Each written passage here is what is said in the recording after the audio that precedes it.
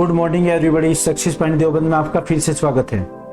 चलिए स्टार्ट करते हैं टेस्ट सीरीज नंबर 7। आज ही हमारी जनरल स्टडी या जनरल अवेयरनेस सामान्य अध्ययन की 7वीं वीडियो होगी। इससे पहले हम 6 वीडियो बना चुके हैं जिसमें हम 30 क्वेश्चन करते हैं। आज की वीडियो में भी हमारे सामान्य अध्ययन के 30 क्वेश्चन होंगे। स्टार्ट करते हैं। क्वेश्चन नंबर फर्स्ट, अकबर ने अजमेर स्थित शेख मोइनुद्दीन चिश्ती की दरगाह की यात्रा कब की थी? तो शेख मोइनुद्दीन चिश्ती जो भारत का पहला सूफी सिलसिला भी था, इन्होंने यात्रा कब की? सन 1562 में। आंसर क्या आ जाएगा? B answer. शेख मोइनुद्दीन चिश्ती की दरगाह कहाँ है? और अजमेर में। ये अजमेर में। और एक यात्रा ये शेख सलीम चिश्ती की दरगाह भी की थी, इसलिए अकबर ने अपने पुत्र जहांगीर, जो नाम क्या था बचपन का नाम? सलीम नाम इसीलिए रखा था। क्वेश्चन नंबर 2, बाणभट्ट ने हर्ष की तुलना भीष्म, द्रोण, कर्ण, अर्जुन जैसे पात्रों से की थी। ये सभी मिथक किस युग के थे? तो हमें बताना है कि किस युग के थे। देखना, इसमें 4 युग बताए गए हैं। एक युग हो जाएगा त्रेता और द्वापर। इसमें जो तीसरे जो द्वापर युग है, जब कृष्ण जी का जन्म हुआ था, वहां से द्वापर युग होता है। तो इसमें हमारे 4 युगों में बटा हुआ है। कौन कौन से युग हुए हैं? एक युग हुआ है सतयुग, जिसकी प्राचीनता सबसे अधिक बताई गई है। फिर त्रेता युग, सतयुग, त्रेता युग, द्वापर युग, द्वापर, और नंबर 4 आ जाएगा कली युग। तो जो हमारा अब तक का समय है, ये 4 इसमें युगों में बटा है। सबसे प्राचीन कौन सा इसमें? सतयुग।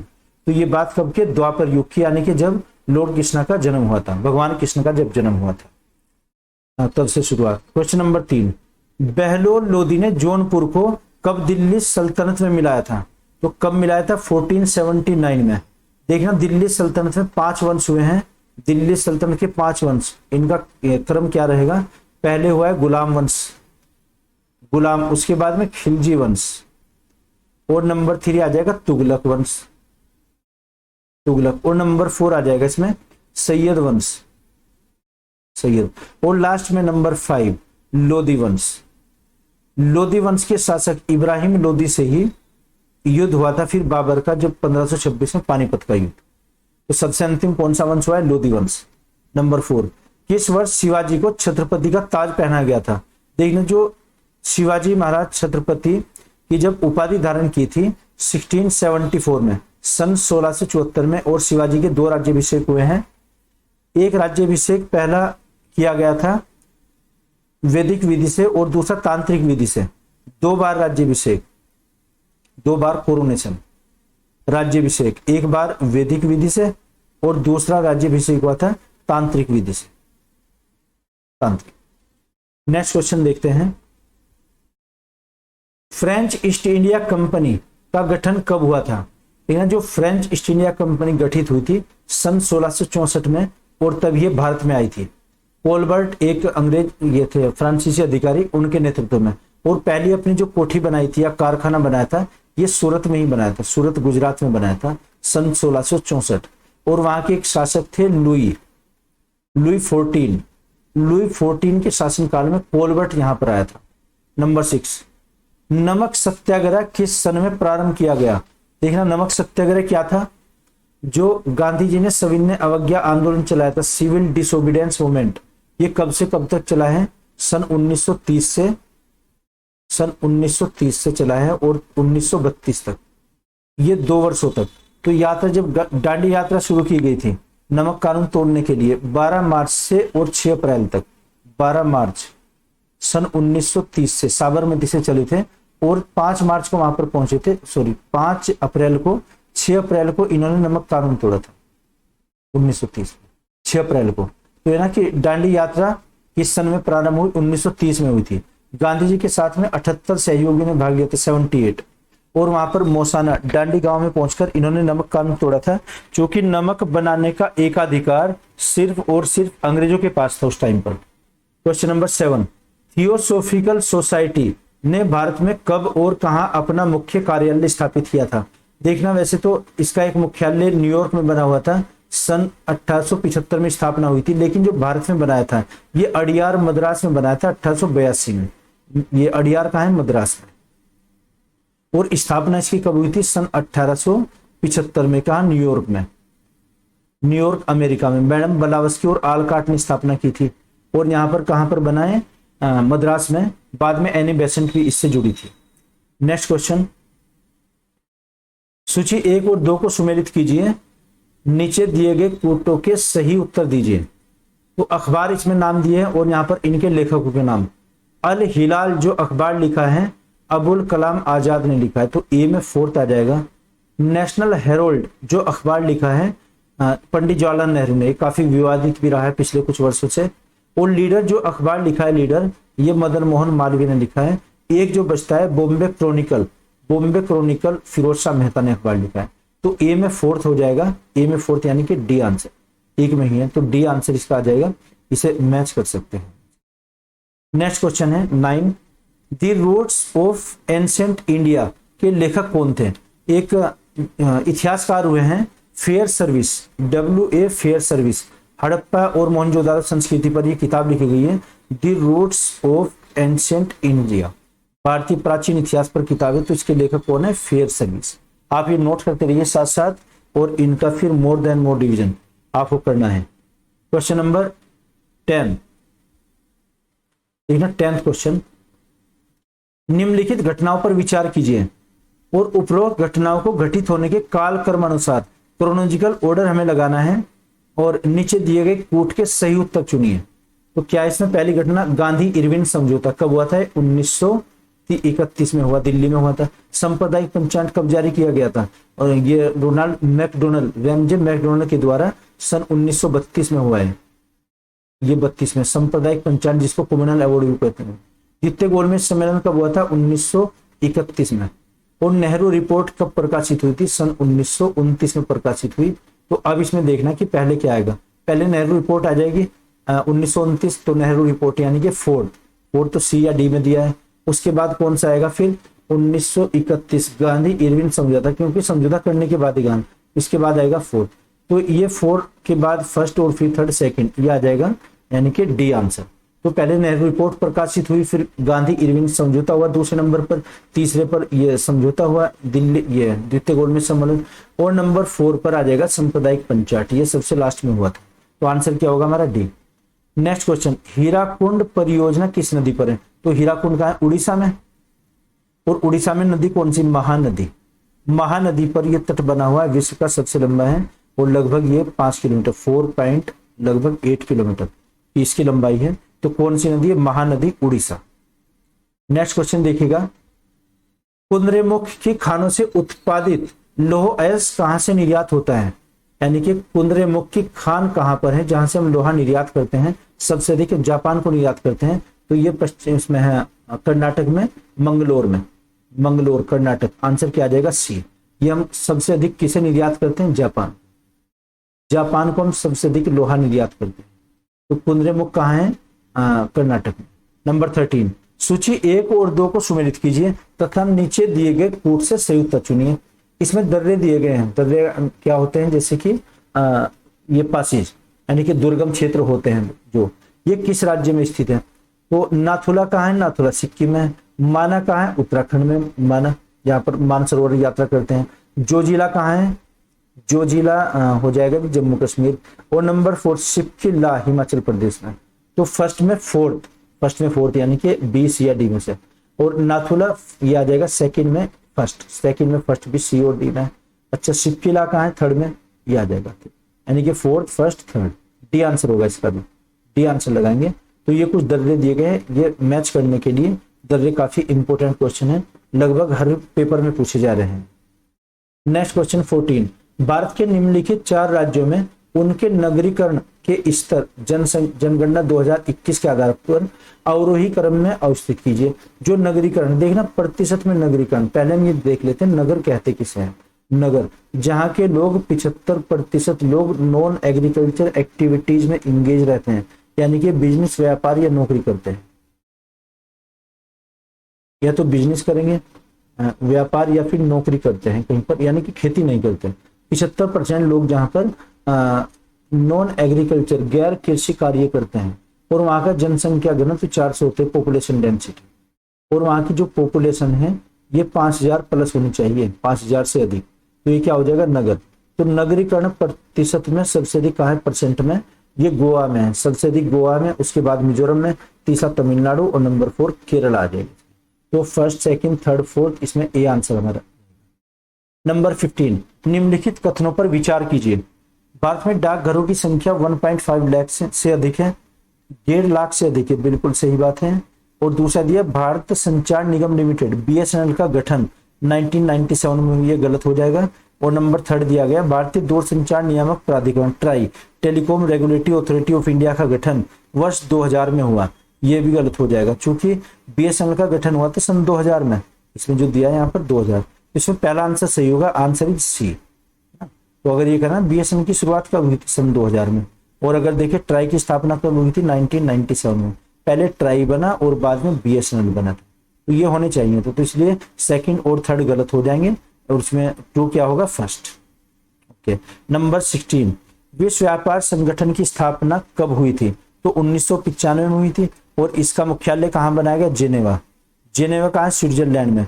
और ये गेट का ही एक संशोधित रूप था, G general agreement, GATT general agreement tariff and trade, ये गेट की स्थापना, गेट का नाम ही 1995 में क्या किया गया, WTO वर्ल्ड ट्रेड ऑर्गेनाइजेशन, विश्व व्यापार संगठन, मुख्यालय जिनेवा स्विट्जरलैंड।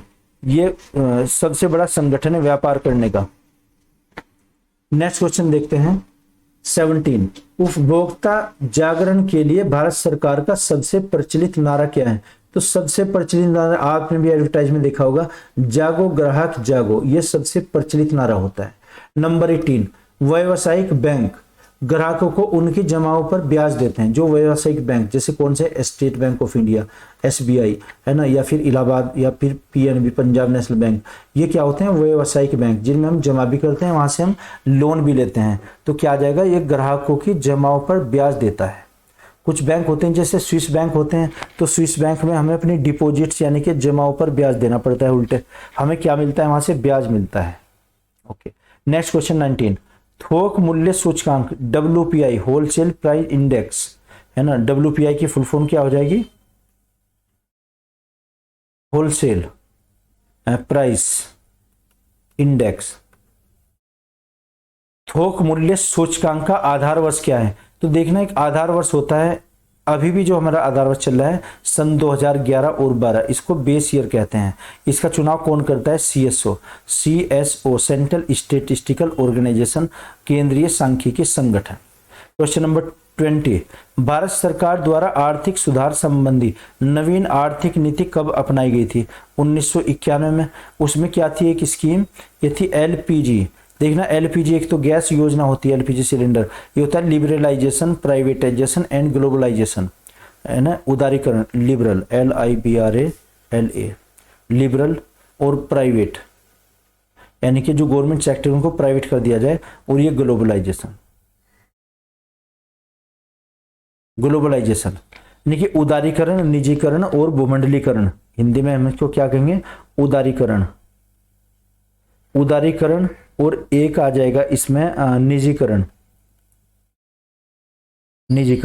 ग्लोबलाइजेशन को हिंदी में क्या कहेंगे, भूमंडलीकरण। तो ये उदारीकरण, निजीकरण और भूमंडलीकरण, इसके जनक कौन थे, मनमोहन जी है ना, जो बाद में प्रधानमंत्री बने थे। लेकिन इस टाइम 1991 से और 1996 तक ये कौन थे, PV नरसिम्हा राव जी प्रधानमंत्री थे, हमारे PM। और जो RBI के गवर्नर थे, ये उन्होंने एक सलाह दी थी। तो उदारीकरण LPG योजना का जो जनक माना जाएगा डॉक्टर मनमोहन सिंह जी को माना जाएगा। बाद में ये फिर प्रधानमंत्री भी हुए थे, तो जनक कौन हुए, डॉक्टर मनमोहन जी। और शुरू किसने की थी, नरसिम्हा राव जी ने शुरू की थी। नेक्स्ट क्वेश्चन देखते हैं, क्वेश्चन नंबर 21 क्वेश्चन देखते हैं, भारत का संविधान में नागरिकता हमें किस स्तर की मिली है, तो ए ऑप्शन दिया है एकल नागरिकता। भारतीय संविधान हमें एकल नागरिकता प्रदान करता है, और ये कंसेप्ट हमने कहां से लिया, ब्रिटेन के संविधान से। तो यहां से एकल नागरिकता और दोहरी नागरिकता किसके पास होती है? यूएसए में दोहरी नागरिकता और कनाडा में, कनाडा इनमें दोहरी नागरिकता होती है। स्विट्जरलैंड में तिहरी नागरिकता। तो इसमें क्या दिया है कि भारत में कौन सी नागरिकता है? एकल नागरिकता। क्वेश्चन नंबर 22, सूची 1 और 2 को सुमेलित कीजिए।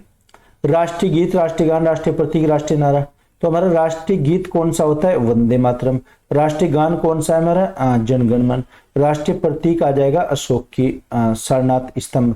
और राष्ट्रीय नारा हमारा होगा सत्यमेव जयते। तो ए में कौन सा हो जाएगा? सेकंड। बी में आ जाएगा यानी कि बी में 4। तो आंसर होगा हमारा सी। ठीक ना, सी में सभी मैच करेंगे अगर हम इसको फिल करते हैं। नेक्स्ट क्वेश्चन देखते हैं। क्वेश्चन नंबर 23, सूची 1 और 2 को मिलान कीजिए। मूल अधिकार, इसमें कुछ प्रावधान दिए गए हैं। ये प्रावधान हमने किस देश के संविधान से लिए हैं? मूल अधिकार हमने कहां से लिए? अमेरिका से। संसदीय व्यवस्था ब्रिटेन से।